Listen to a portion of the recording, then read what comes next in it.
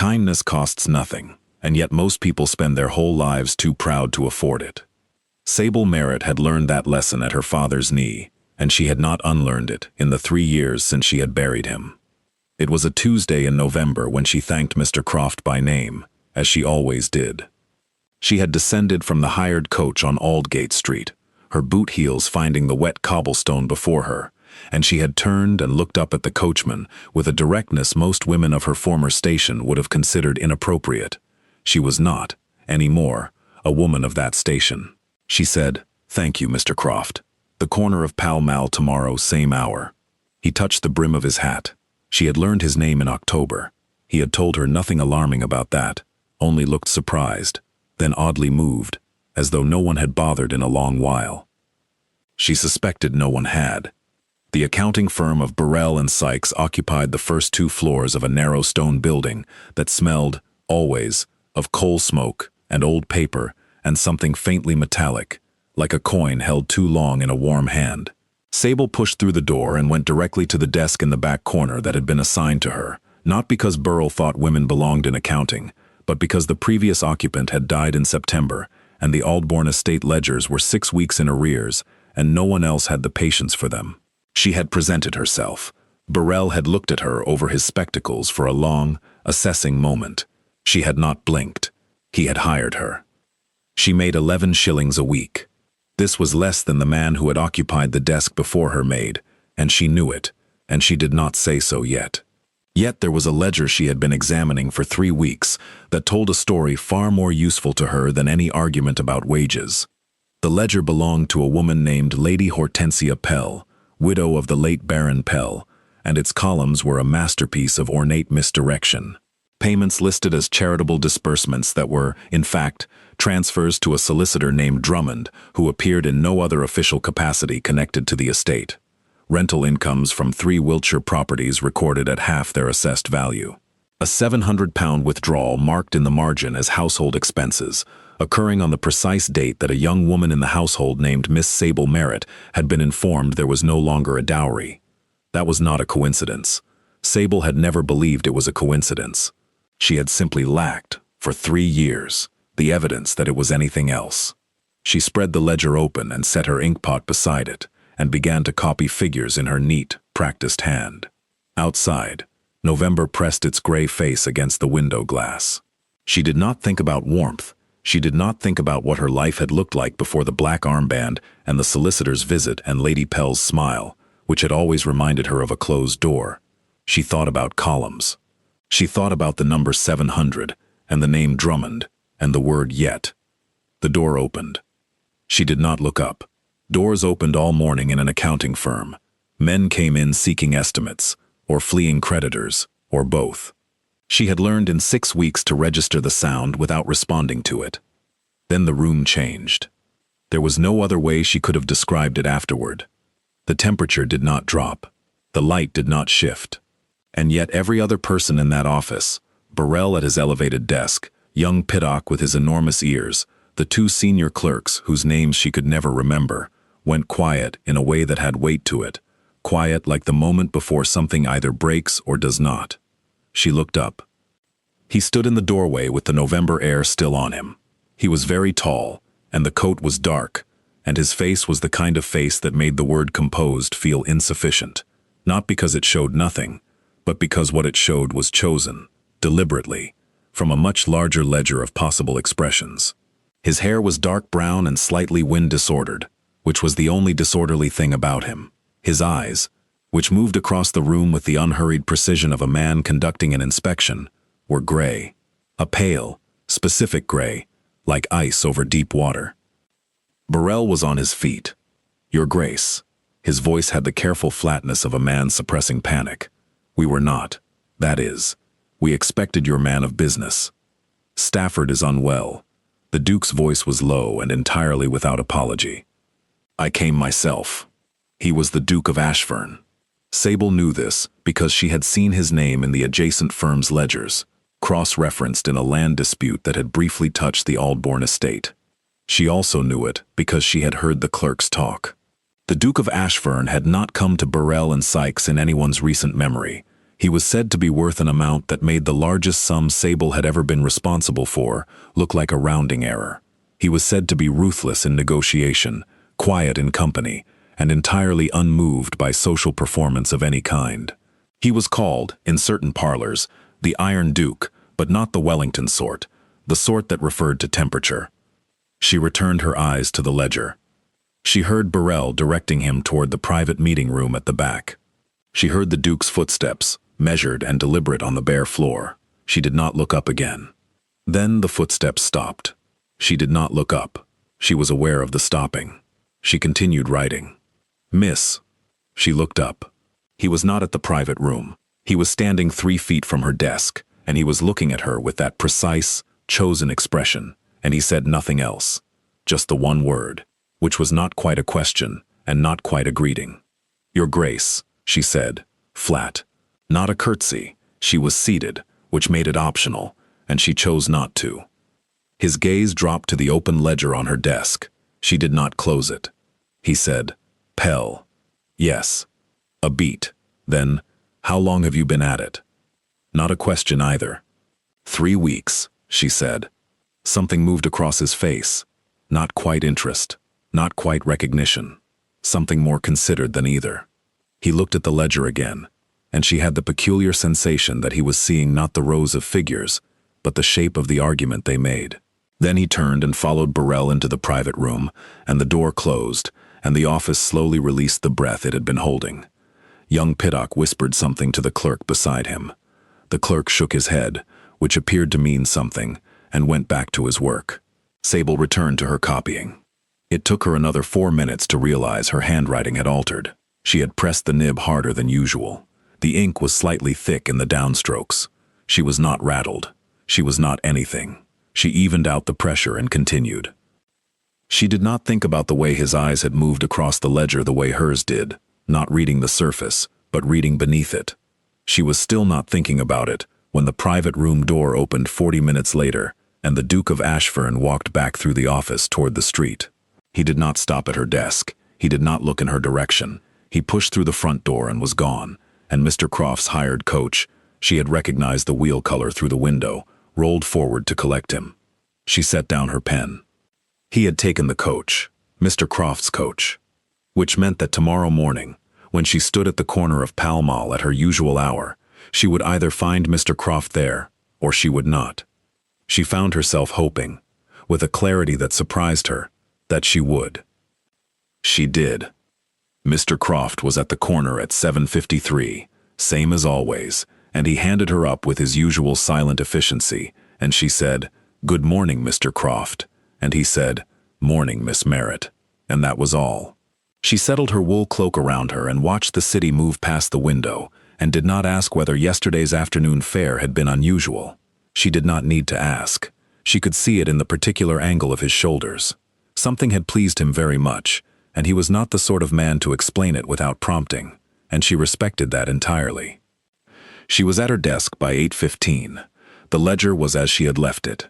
She had 3 more weeks of work in it, possibly 4, and then she would have something. What she would do with something, she had not entirely decided. The decision was made for her 17 days later.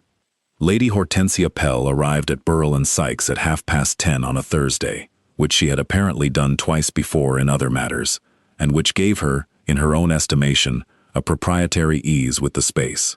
She wore green wool and a look that Sable recognized instantly, the look of a woman who has discovered that her ledgers have been reviewed by someone with both the patience and the motivation to understand them. She stopped at Sable's desk. Sable had known this would happen, not today specifically, but she had known, with the bone-deep certainty of someone who has been watching a storm build for weeks, that the clouds would arrive eventually. She set down her pen. She did not stand. "Miss Merritt." Lady Pell's voice was the kind of ornate that takes practice, all upper registers and elaborate diction, designed to make the listener feel they had just stepped into something unpleasant without being told what. "How charming to find you so industriously employed. Though I must say I had hoped your industriousness might have found a somewhat more dignified occupation."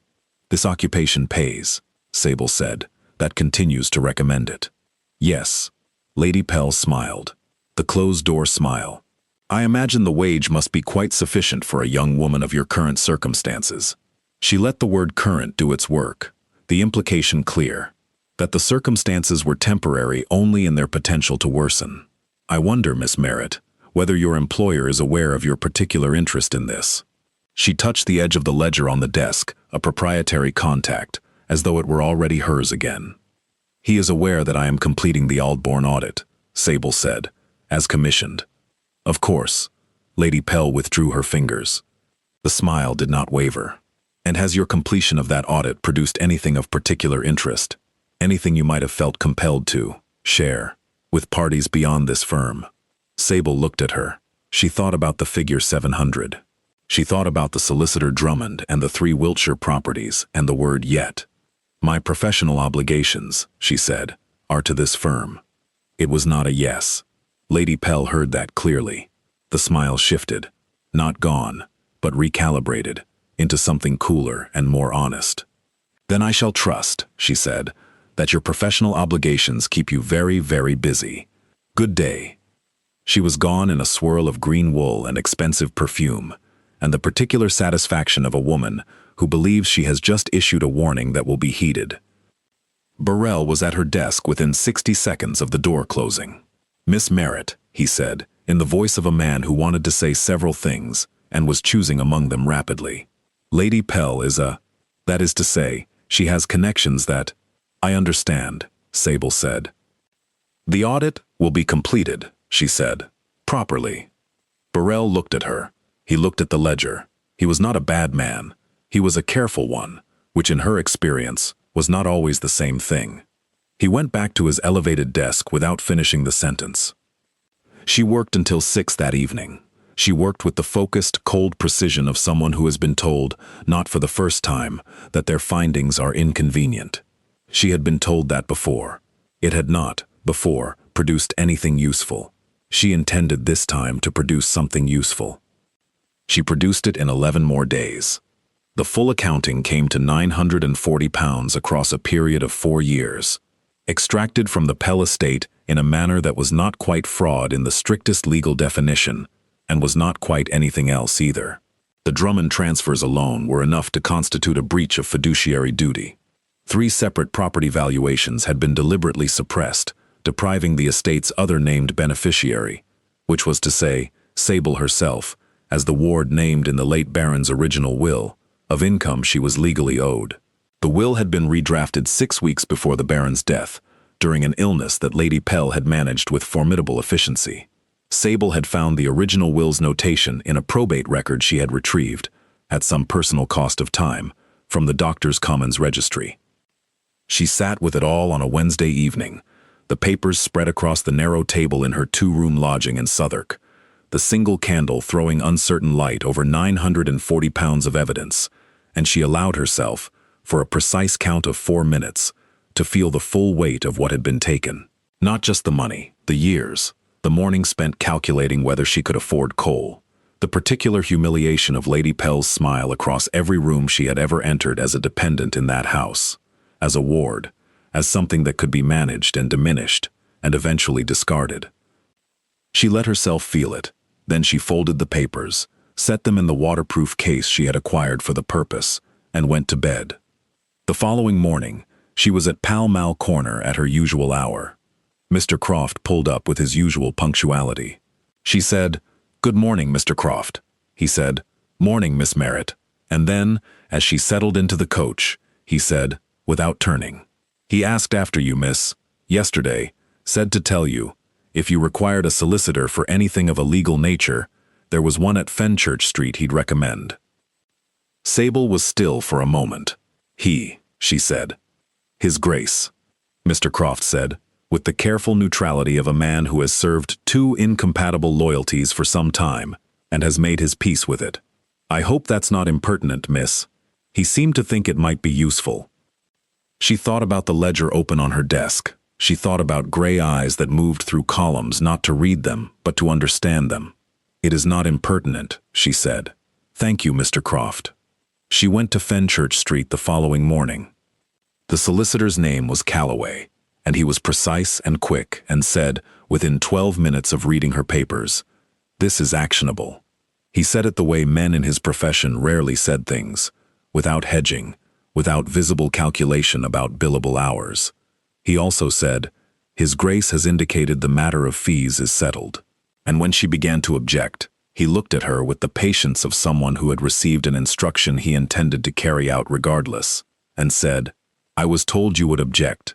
I was told to say that the fee arrangement is between this office and His Grace, and that you are the client, and that the two things are entirely separate." She sat with that for a moment. He said that. Those words, Calloway confirmed. More or less. She said, "Very well." She said it evenly, and she meant, "I accept this now, and I will address the rest later." She suspected Calloway understood that. The matter moved through the legal machinery with a speed that Sable suspected was partly Calloway's competence, and partly the weight of a ducal name behind the filing. Lady Pell was notified. Lady Pell's solicitors produced counter-arguments that were elaborate and ultimately insufficient. A hearing was scheduled.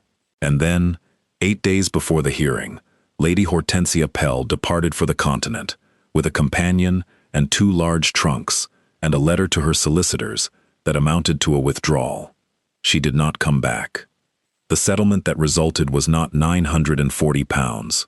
It was £940 plus 3 years of accrued interest on the suppressed rental income, plus a sum representing the original dowry that had been transferred to Drummond, and then, it emerged, to Lady Pell's private account in its entirety. The total was sufficient that when Calloway read it to her in his office on a gray February afternoon, Sable had to set down her pen and look at the middle distance for a moment before she could respond. "Are you quite all right, Miss Merritt?" Calloway said, with the cautious concern of a man who hoped she was not about to do something alarming. "Yes," she said, "I am calculating something." She was calculating what it meant to be, for the first time in 3 years, solvent, not comfortable, not restored to anything like her father's household, but solvent, possessed of enough to choose, enough to not be managed. The feeling was so foreign that it had no name yet, only a physical location, somewhere in the chest, just below the sternum, the place where she had been keeping something clenched for so long she had forgotten it was clenched. She thanked Calloway. She went out onto Fenchurch Street. She stood in the February cold for a moment, then she turned and walked to the corner and looked for Mr. Croft's coach and found it, because it was Wednesday, and on Wednesdays he made this circuit. She said, "Mr. Croft," and then, "I should like to call on His Grace." He looked at her then, actually turned and looked, which he rarely did. "I'll take you, miss." Ashburn House was in Mayfair, as such houses always were. It was not the largest house she had ever entered. It was, however, the most deliberate. Nothing decorative that was not also useful. No excess that announced itself as excess. She noticed this while she waited in the entrance hall, which a very composed butler had led her to after a pause that was only barely long enough to communicate the irregularity of her arrival. He kept her waiting 9 minutes. She counted them. She used the time to compose what she intended to say. She had been composing it, in various forms, for some weeks, and she thought she had it now. She thought she knew what she wanted to ask. He came into the entrance hall without announcement, which meant either that he had dismissed ceremony for the occasion, or that he simply did not observe it. He was in a dark coat again, and his cravat was a shade less precise than it had been in November, and his gray eyes found her immediately. He said, "Miss Merritt." She said, "Your Grace, I came to thank you." A very slight pause. He did not say you are welcome. He said, "Calloway told me the settlement." "Yes." She looked at him steadily. "You arranged the solicitor, before I had produced the evidence. You told him the fees were settled before you could have known whether I had a case." He was quiet. The quiet had the texture of honesty. "Why?" she said. Not an accusation. A genuine question, asked flatly and precisely, because she needed the answer, and she had not come here to pretend otherwise. He looked at her for a long moment. He said, "I saw the ledger." And then, after a beat, 3 weeks in, without anyone asking you to look that hard. Oh, he paused. "And you thanked Croft by name." He said it as though these two facts formed a coherent argument, and she understood that for him, they did. "That does not explain the fee arrangement," she said. "No, He agreed. He did not elaborate immediately. He crossed the hall and stopped near the window, and she thought she saw the effort of it, not the crossing, but the explaining, which was visibly not his natural medium. He said, "My mother's money was managed by a trustee who was dishonest. She spent 30 years not having the vocabulary to say what he had done. I learned to read ledgers specifically so that would not happen to anyone in my household." A pause. It appeared to be happening to someone outside my household. It was the longest she had heard him speak. She took a moment with it. "That is generous," she said, "but I should like to repay the fee." He turned to look at her, not sharply, with something that was closer to reassessment. "On what terms?" he said. "Whatever Calloway charged you," she said, "I will repay it over 12 months. Whatever the figure is, at no interest, and I should like it in writing." The corner of his mouth moved, just barely, not a smile exactly, an acknowledgement of something. He said, "You came here to negotiate." "I came here to thank you," she said, "and then to negotiate, yes." He was quiet for a moment. Then he said, 6 months, no interest, and I have a proposition that may make the terms easier." She waited. He said, "The Aldbourne ledgers are not the only ones in disarray. I have 4 estates whose accounts have been managed with insufficient rigor. My current man of business has competencies I respect, and accounting is not among them. I need someone who reads beneath the columns." He paused. "I am offering a position, salaried, properly." She looked at him. She thought about Burrell's accounting office, and 11 shillings a week, and the desk in the corner. She thought about Calloway saying those words, more or less, and the way it had felt to have her objection anticipated and countered without condescension. "What does properly mean?" she said. He named a figure. She did not let her face change, but she felt the slight revision it required in her mental accounting. It was 3 times what Burrell paid. "And the arrangement," she said carefully, "would be professional, an employment." "Yes," he said. He seemed to understand what she was measuring. He said it again, more deliberately. "A professional arrangement, with a written contract." She considered this for a moment. That was slightly longer than she strictly needed, but she allowed herself the length of it.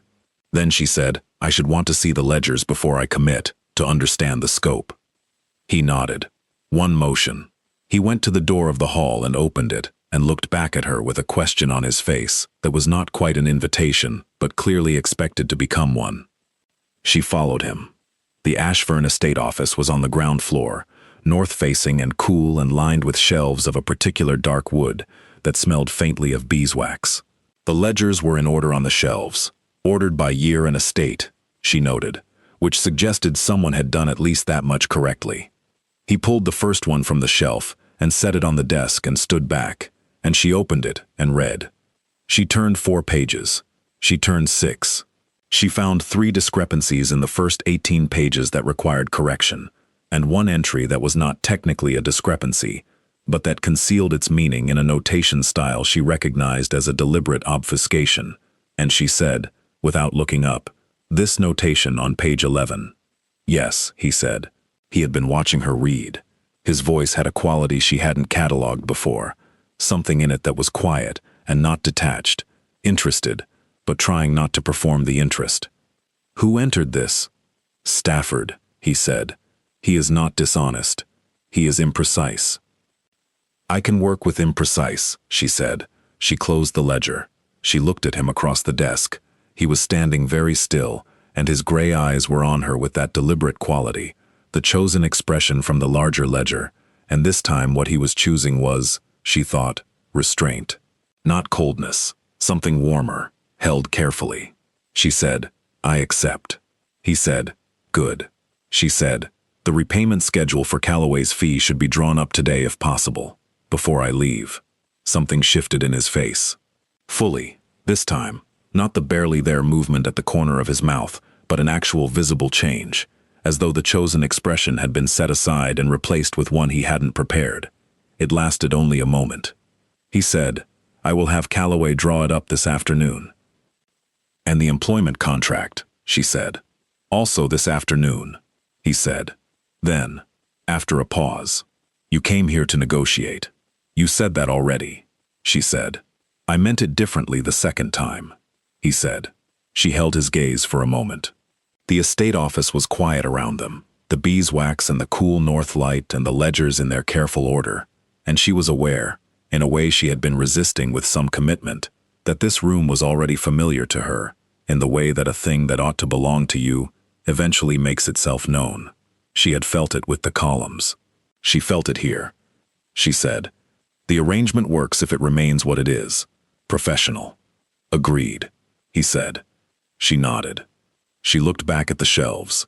The ledgers were labeled in a hand she did not yet recognize. Thornwich Estate, Calmere, Aldenvale, the Northumberland properties. 4 estates, possibly more, if she found what she suspected she would find in the first 2 weeks. She said, "When would you like me to begin?" He said, "Monday." She looked at him. He was watching her with the careful quality again, the restraint, the choosing. She thought about what he had said about his mother in 30 years, and the vocabulary for dishonesty. She thought about the word Croft had used, "asked after you." She thought about the gray eyes reading beneath the columns of the Pell ledger in November, and the footsteps that had stopped. "Monday," she said. The next 6 weeks were the 4 Ashfern estate ledgers, and then, as she had suspected, the 2 subsidiary accounts attached to the Northumberland properties, which required correspondence with a land agent named Briggs who was not precisely dishonest, but who had been benefiting from rounding errors in a direction that consistently favored himself. She wrote him a letter. He wrote back. She wrote again, with more specificity. He made a correction, and sent a bank draft for the cumulative difference, which amounted to £63 over 4 years, and she entered it in the ledger and moved on. Evander did not interrupt her work. He appeared in the office occasionally, and sometimes he said something about a particular entry, and sometimes he only looked at the columns and nodded, and sometimes he set a cup of tea on the corner of the desk without remark and left. She drank the tea. She did not comment on it. They were both, she thought, people who did things and did not explain them, and that was, it turned out, an entirely workable basis for an arrangement. He said, "The Thornwich tenancy agreements need reviewing," on a Wednesday in March, and she said, "I know, I've started." He said nothing further. He said, "On a Thursday, Croft mentioned you have been riding from Southwark," and she said, "Yes." He said, "There is a carriage." She said, "I am aware of that." He said, "It is available." She said, "I will use it when the weather is difficult." He did not argue.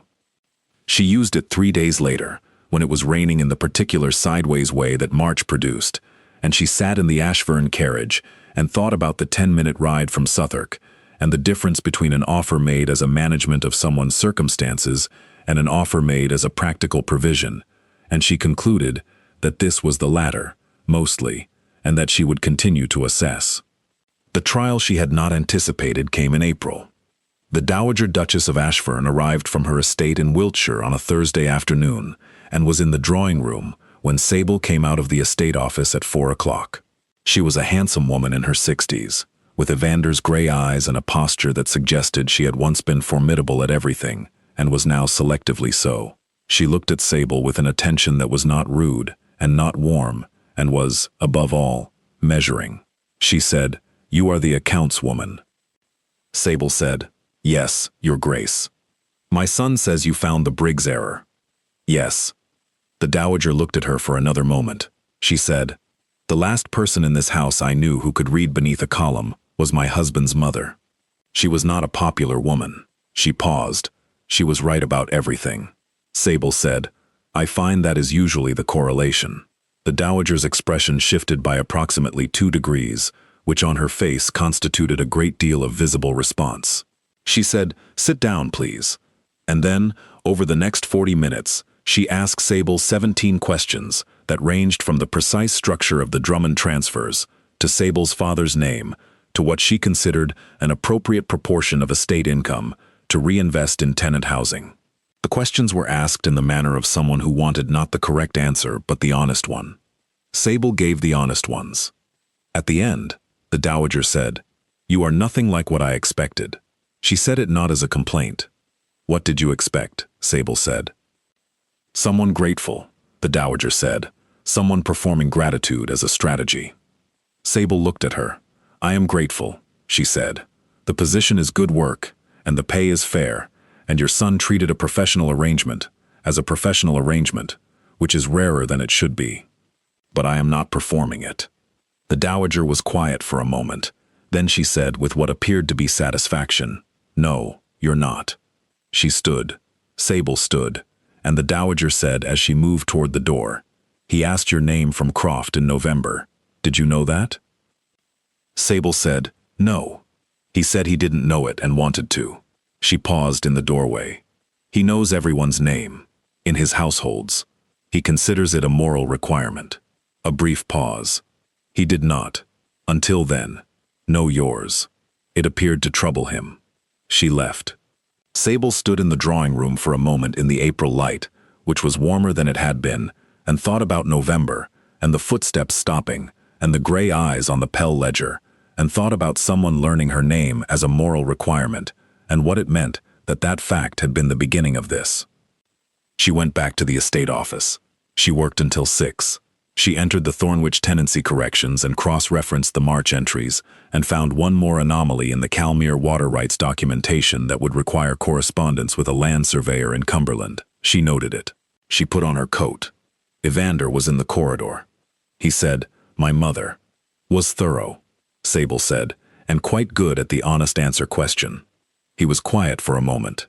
He said, "She approved of you." "I know," Sable said. "She told me I wasn't performing gratitude." Something in his face. The choosing again. But this time what he was choosing was to stop choosing. To let what was there be there.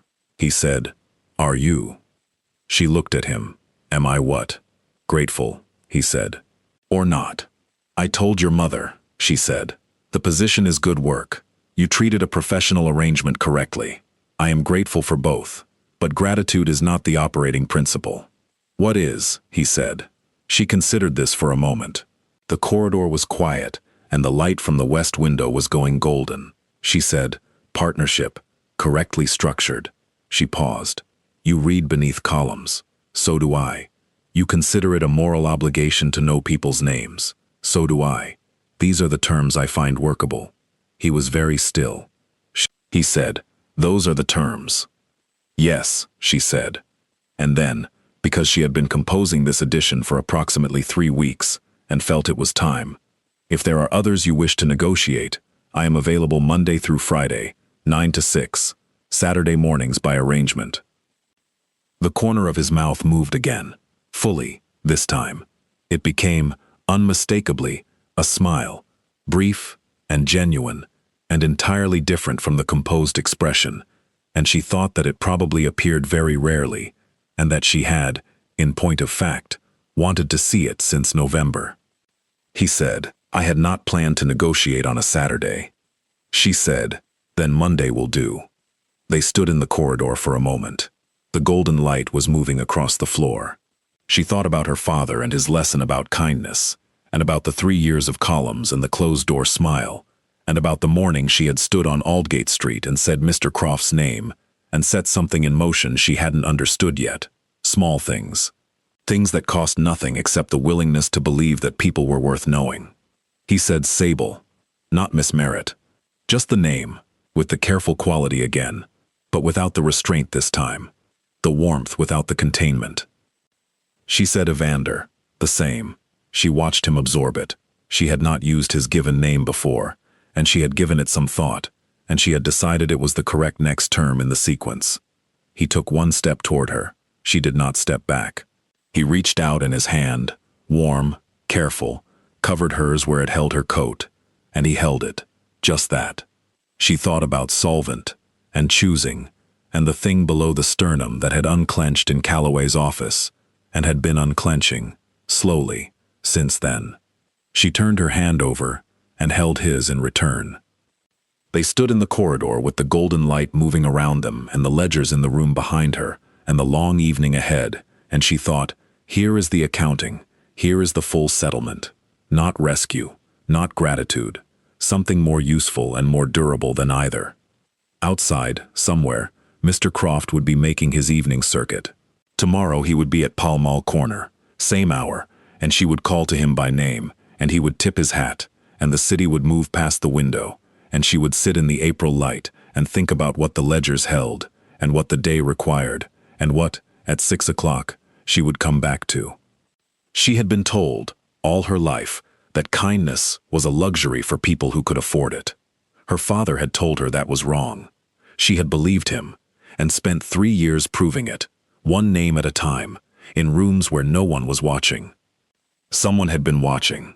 Perhaps this is what you understand, listening to this, that the small and careful things we do when no one appears to be paying attention are sometimes exactly the things that bring us home. Sable learned her father's lesson by heart and kept it across 3 years of cold desks and closed doors and 700-pound silences, and it led her, finally, to a corridor and a name spoken plainly and a hand held in the April light. That is the full accounting, and it balances.